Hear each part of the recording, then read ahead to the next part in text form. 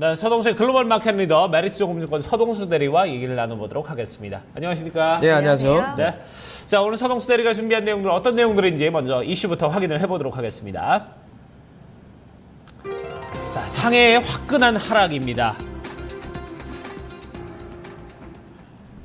네, 보통은 뭐 급락, 뭐 몰락 이렇게 얘기를 하는데 우리 서동수 대리는 화끈한 하락 이렇게 얘기를 했습니다. 네. 정말 화끈하게 떨어졌습니다. 뭐 1%, 2%도 아니고요. 네. 6.5%. 야, 이게 정말 어마어마하게 떨어졌는데 중국 투자하시는 분들은 정말 어제 속된 말로 요즘 표현으로 이제 심쿵하시지 않았나 이런 생각이 들어요. 맞습니다. 중국 증시 화끈하게 오르기도 하지만 항상 떨어질 때도 화끈하게 떨어진다. 그리고 뭐 한 2년 동안 엄청나게 오르다 두세 배가 오르다가 또 2년 동안 한 3분의 1이 뭐 떨어진다, 뭐 2분의 1 토막, 뭐 3분의 1 토막 이런 식으로 떨어진다고 중국 증시의 특징에 대해서 한번 제가 말씀을 드린 적이 있었는데요. 네. 어제 뭐 그런 것들을 다시 한번 볼 수 있는 상황이 아니었나 싶고요. 어제 거래량이 좀 상당 부분 많이 좀 수반이 됐습니다. 네. 거래량 측면 특히 상해 본토 종합 지수 같은 경우는 거래량이 최고치를 경신하는 모습들.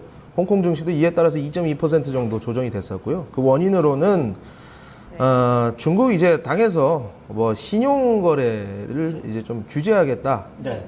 너무 항상 항상 그 중국의 브레이크를 잡아주는 그 신용 규제, 그 신용 거래 규제 이게 또 나오면서 이렇게 차익 매물들이 좀 쏟아지는 현상들이 나왔습니다. 네. 어제 상당히 좀 불안했던 부분이 은행주, 그러니까 금융주 중심적으로 좀 매물 출회가 강하게 좀 나왔다는 점이 상당히 좀 불안했었거든요. 왜냐하면 금융주 같은 경우에 증시를 어떤 이끌어줬던 주도주 역할을 상당히 좀 오랫동안 해왔기 때문인데 여기에서 규제 얘기를 하셨는데 어떤 개인 투자자들에게 대출하는데도 한도를 긋겠다, 신용거래에 어떤 규제를 강하게 긋겠다라는 얘기를 했는데 정말 고점에서 어떤 그냥 조정책이라고 봐야 되는 건지 외신 쪽에서 좀 자세하게 어떻게 보고 있을까요? 뭐 결론적으로는 뭐 그냥 단기적인 조정으로 끝날 가능성이 상당히 높다라고 말씀을 드릴 수가 있을 것 같고요. 네. 일단 로이터에서는 증권사들의 신용 규제, 신용 거래를 규제한다. 마진 트레이딩이라고 하죠. 이런 것들을 좀 규제를 하겠다라는 것 때문에 증권주를 중심으로 해서 어제 몇백 개의 종목들이 10% 이상 떨어진 종목들이 많았어요. 그래서 신용 규제 방법이라든가 뭐 규제, 금액 자체 뭐 이런 거에 대해서 전혀 알려진 바가 없다. 네. 불확실성이 너무 크기 때문에 그동안 수익을 내어둔 투자자들이 한꺼번에 매도세로 몰리는 이런 상황이 왔었다라고 하고요. 신용거래, 그러니까 신용융자, 그러니까 증권사에서 돈을 빌려서 주식 투자를 하는 거에 대해서 사실 뭐 좀 우려는 에코노미스트들 사이에서도 상당히 있었던 것이 사실이고요.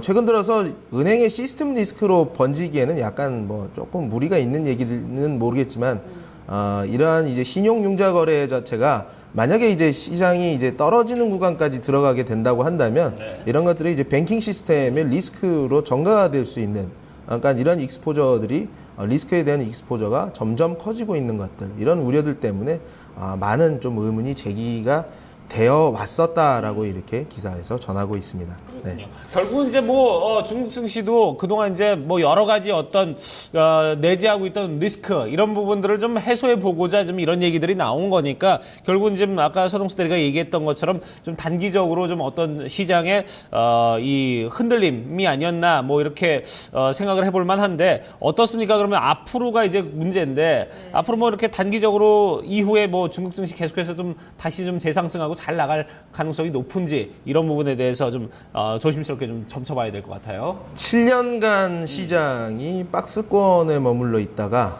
단숨에 1년 만에 지금 2배 이상으로 지금 치고 올라와 있는 상황입니다. 네. 사실 중국 경제는 자유 경제냐 시장 경제냐 그러니까 자유 경제냐 계획 경제냐 여러 가지 논란이 많을지 모르겠습니다만 어쨌든 실리를 추구하고자 하는 것이 어떨 때는 계획 경제 그대로 올해 5,000포인트까지는 간다.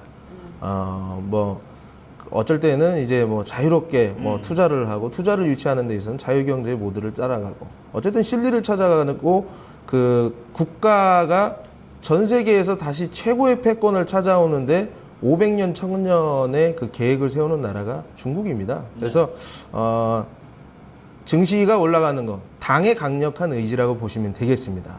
그리고 신용융자가 급격하게 늘어나서 다음에 진짜 말 그대로 진짜 떨어져야 될 구간이 오게 됐을 때 굉장히 큰 리스크로 번지는 것을 당에서는 견제를 하고 있는 거고요. 건강한 상승을 좀 유도를 하고 있다라고 좀 보시면 될 것 같습니다. 중국은 제조업 중심의 국가가 아니라 뉴노멀, IT와 금융, 그리고 그 첨단 그 산업, 그러니까 IT가 그 축에 들어가겠죠. 네. 그리고 중속 성장, 양적인 성장은 더 이상 하지 않고 질적인 성장을 한다는 것을 제가 분명히 말씀을 드렸을 겁니다. 네. 하지만 GDP를 중국의 GDP를 잘 뜯어보면 7%의 성장 속 안에서는 가장 큰 포션을 차지하고 있는 게 투자입니다.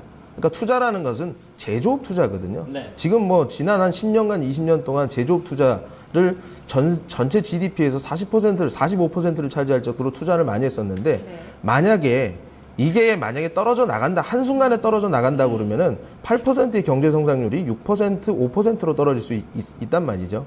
그래서 이러한 것들로 인해서 1대1로 전략을 위해서 외환보유고를 활용해서 제조업 관련된 그 인프라 투자라든가 이런 것들을 하고 모자란 에너지를 받고 결론적으로는 서비스업이라든가 아니면 첨단 산업이 발전하지 않고서는 중국 경제가 지속적으로 양적 질적인 성장을 할 수가 없다라는 판단 하에 1대1로 전략이라는 것을 지금 피고 있는 거거든요. 그렇기 때문에 시간을 벌고 있는 겁니다.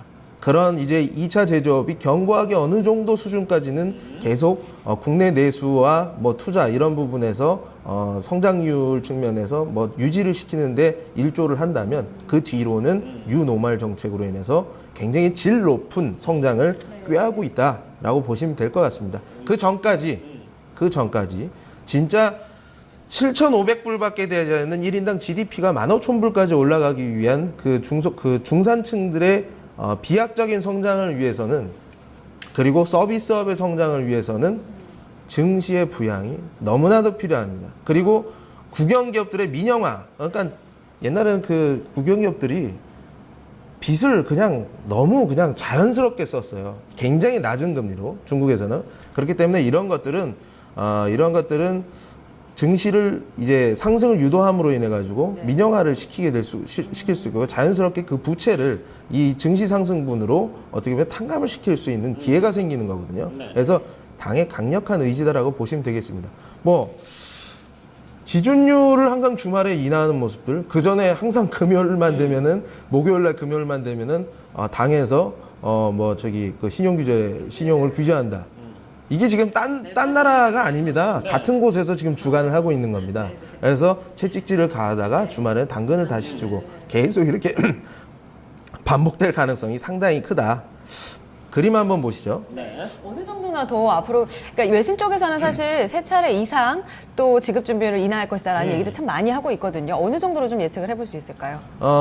일단 지금 3차례가 될지 모르겠지만 일단 그림을 한번 보시죠. 지준율하고 지금 금리 자체가 금리가 지금 벌써 5% 이상이고 지준율 거의 20% 가까운 상황에서 이거 내리는 거는 일도 아닙니다. 일도 아니고요. 정책 룸이 굉장히 많이 남아 있다는 얘기가 될 수 있을 것 같습니다. 그렇다고 해서 지금 중국 증시가 굉장히 비싸냐? 다음 그림 보시면 미국과 일본은 GDP 대비해서 시총이 미국은 147%, 그리고 일본은 114%입니다. 중국은 이제 70%밖에 되지 않아요. 전 세계 경제에서 차지하는 GDP가 창사하는 게 세계에서 두 번째인데 시가총액은 12%밖에 되지 않는다. 앞으로 업사이드가 상당히 있다. 상해 일봉 마지막으로 한번 보시죠. 그러면 우리가 지금 지난 1년 동안 2배가 튀어오르는 가운데 신용 규제 그리고 당국의 증감위의 경고로 인해서 시장이 빠졌을 때 항상 어느 정도 빠졌었냐? 10% 빠졌습니다. 지수상으로. 지금 어제 6.5% 빠졌죠. 오늘 한 3% 정도 빠지게 되면 한 4,450에서 4,500 요 상태가 될 겁니다. 여기에서는 우리가 자신감 있게 분할 매수 관점 3분할 매수 할 필요도 없습니다. 2분할 매수 정도로 해서 이번 주 종가 기준으로 해서 코덱스 차이나 타이거 차이나 에이레버리지 같은 경우 절반 매수하시고 다음 주 주중에 만약에 시장이 좀 더 밀린다고 한다면 주말 동안에 뭔가 정책이 나오지 않는다고 한다면 다음 주가 저점을 형성할 가능성이 커지기 때문에 분할 매수를 나서라는 말씀이 그런 얘기거든요. 그래서 오늘 종가 반, 다음에 반. 양념 반, 후라이드 반. 그렇게 하시면 되겠습니다. 이번 주에만 5,000포인트 선을 딱 눈앞에 두고 이 같은 정부의 어떤 규제가 지어지게 되면서 어떻게 보면 중국 증시가 정말 중국 정부의 어떤 시나리오 안에서 움직이고 있다는 생각이 상당히 많이 들고 있습니다. 4,600포인트 선까지 내려가는 모습이었었지만 말씀해 주신 대로 여전히 좀 펀더멘털 좀 강화되고 있는 구간에다가 유동성 정책이 좀 아직까지 많이 남을 가능성이 있기 때문에 이런 부분들은 증시 상승에 큰 영향을 줄 것이다. 그러니까 여전히 좀 흐름은 깨지지 않았다고 보시면 될 것 같습니다. 그렇습니다. 자, 일단 뭐 중국 부분에 대해서 조금 좀 안도감을 갖고 여러분들께서 좀 접근하시면 좋을 것 같고요. 자, 이제 다음 이슈 또 함께 알아보도록 하겠습니다. 네, 두 번째 이슈는 NL 전성시대에 대해서 좀 얘기를 나눠보도록 하겠습니다. 네. 환율 전쟁에서 가장 승자가 엔화다라는 네. 얘기들 요즘에 참 많이 하는 것 같습니다. 간밤에도 엔달러 환율이 124엔대까지 12년 만에 최고치 다시 한번 경신하면서 상당히 좀 흐름이 심상치가 않다라는 생각을 많이 네. 하게 됩니다. 일본 증시는 뭐 상당히 좀 잘 가고 있어요. 아니, 일본 경제가 계속 강화되고 있는데 엔화 약세가 계속 용인이 되는 건 참 신기한 부분이 아닌가 생각이 들었었는데요. 그러게요. 예. 뭐 어쨌든 단기적으로라도 엔화 약세에 대한 이렇게 지금 휘날레를 치고 있는 이런 부분에 대해서는 단기적으로 우리 증시에 있어서 좀 수급 부담이 되지 않겠느냐 이런 생각이 좀 들고요. 그림을 한번 보시면 달러엔 차트 124엔 굉장히 그 고점을 뚫고 올라가는 수준. 그러니까 엔화의 약세가 굉장히 강화가 되고 있는 모습들을 좀 우리가 확인을 할 수가 있는데요. 네. 일본 증시가 10일 동안 지금 오르고 니케이가 신고가를 지금 경신하는 수준까지 왔습니다. 네. 네. 자, 뭐 지금 뭐 이렇게 일본이 좀 우리가 생각했던 것보다는 더 지금 상당히 좀 불이 붙고 있는 이제 이런 상황인데 네네. 이 부분에 대해서 어떻습니까? 좀 전체적으로 외신들은 좀 어떤 관점으로 바라보고 있나요? 뭐 일단 엔화 약세가 일본 수출 기업들에게 너무 도움이 크게 되고 있다. 로이터에서 이렇게 밝히고 있는데요. 뭐 당연한 얘기입니다. 당연한 얘기고 이런 것들이 증시 상승 요소로 계속 작용을 하고 있다. 토요타가 1.5%가 오르고 뭐 닛산이 혼다가 2%, 뭐 닛산이 1.5%, 뭐 이 정도로 계속 이렇게 주가가 좋습니다. 우리나라 지금 자동차 기업들, 완성차 업체들의 주가는 지금 계속 좋지 못하거든요. 네. 그래서 이런 측면은 좀 다르게 보이는 모습도 97년 이후로 일본 증시 지금 최고 수준까지 지금 올라와 있는 모습을 소개하고 있습니다. 네. 이번 주에만 또 앞서 얘기를 드렸던 중국 증시, 일본 증시가 같이 좀 신고가를 경신하는 그런 모습이었었는데 일본 증시 같은 경우에 사실상 저희가 예전에도 많이 좀 언급을 해드렸었지만 펀더멘탈 자체가 상당히 좀 좋아지고 있는 구간이잖아요. 말씀대로 이렇게 되면은 엔화가 좀 올라가야 되는데 계속해서 좀 약세가 되고 있는 부분은 어떻게 보면 달러의 어떤 상대적인 흐름 때문이라고 봐야 되는 건지 그런 부분들은 앞으로의 추이를 전망할 때 어떻게 힌트가 되진 않을까요? 뭐 달러 대비해서 약세가 전개되지 않는 통화는 없을 겁니다. 하지만 BOJ가 어쨌든 일관적이고 굉장히 통화 팽창적인 정책을 굉장히 잘 썼다라는 결과물들이 지금 나오고 있다고 보시면 될 것 같은데요. 네. 일본화, 그러니까 엔화 자체가 계속 약세로 가는 건 약간 좀 무리는 있어 보입니다. 지금 단기적으로 봤을 땐 조금 진행이 되지 않겠느냐. 근데 이제 되돌림이 오게 되면은 그때 세게 우리가 좀 해볼 만한 주식들이 그리고 산업들이 생길 수 있겠죠. 하지만 지금 당장에는 약간 그 엔화랑 경합을 벌이고 있는 국내 IT라든가 그리고 자동차 업계한테는 좋지 않을 수밖에 없다. 자동차와 IT가 좋지 못하다는 것은 우리나라 삼성전자, 현대차, 그러니까 우리나라 코스피 지수와 직결이 되는 문제입니다. 이러한 것들을 매니저라든가 투자자들이 상당히 부담을 느끼고 있기 때문에 코스닥 시장의 약진이 설명이 되는 거죠. 그렇기 때문에 코스닥 내 섹터에서 제가 계속 소개드리는 바이오 제약, 뭐 헬스케어 쪽 내지는 중국 소비재 쪽으로만 우리가 눈을 돌리는 것이 맞다라고 보시면 되겠습니다. 결론적으로 이제 환율의 영향이 있는 종목이냐 없는 종목이냐 여기서 좀 골라내는 게 좀 상당히 좀 중요한 작업이 아닌가 하는 생각이 드는데 전체적으로 좀 대형주들 특히 좀 전에 말씀하셨던 부분들이 수출과 이제 관련돼 있고 그러다 보니까 이 엔의 약세의 영향을 좀 받을 수밖에 없는 그런 종목들은 좀 가급적이면 좀